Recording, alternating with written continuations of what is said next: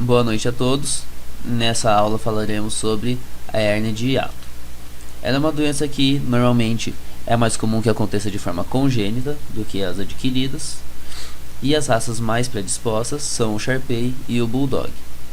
O que acontece podem ser basicamente duas vias, ou através da falha na formação ou frouxidão do ligamento frênico-esofágico, que segura o esôfago no diafragma,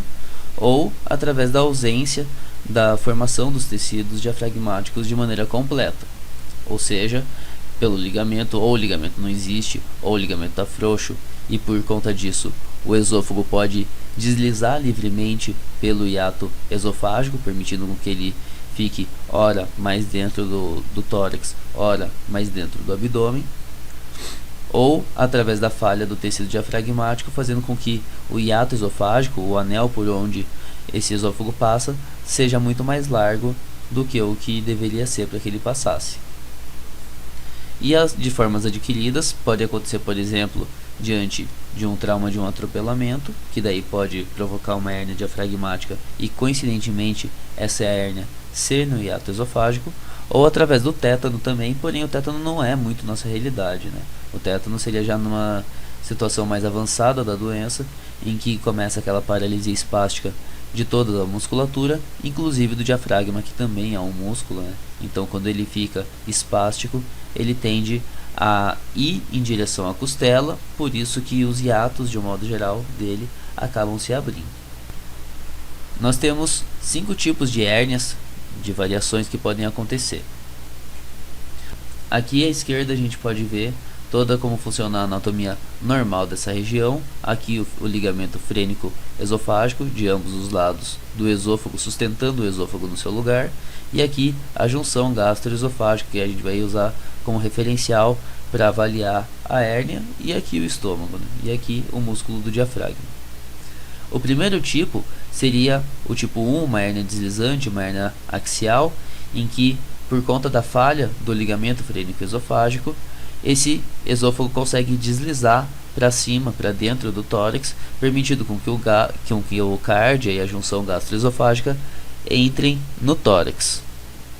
A segunda forma é quando a gente tem uma falha na musculatura, em que forma essa liberdade aqui do anel,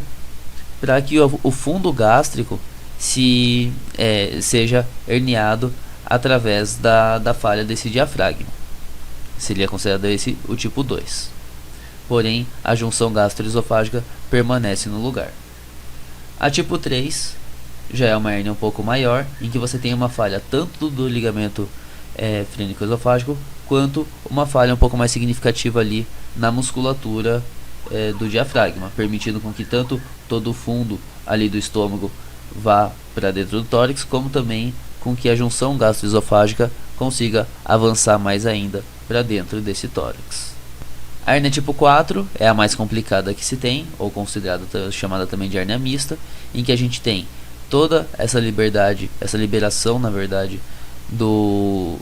da junção gastroesofágica e do fundo gástrico para dentro do tórax, mas também com a herniação de outros órgãos, sendo os mais comuns de serem herniados junto o baço, por conta do ligamento gastroesplênico que existe, e alças intestinais. E uma outra forma, um pouco mais incomum de ser encontrada, que é uma hérnia intussusceptiva, que é essa aqui da direita, que faz com que, por conta de alguma variação de pressão que tenha interna ali do sistema digestório, faça com que o fundo gástrico entre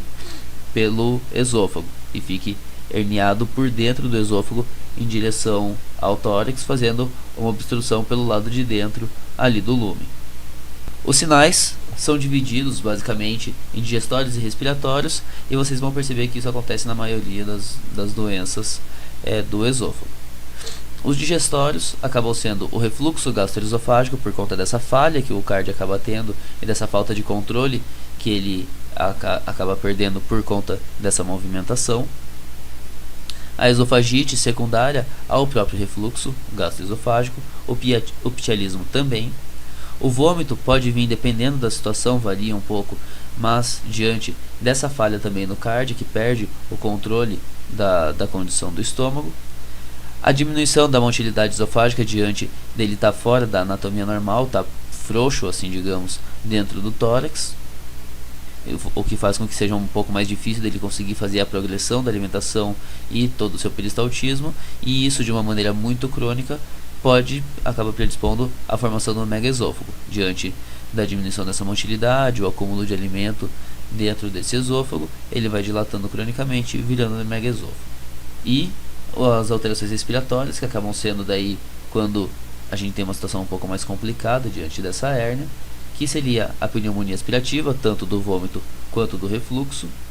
a dispneia, muitas vezes ocasionada por conta da compressão do pulmão pelos órgãos que estão herniados,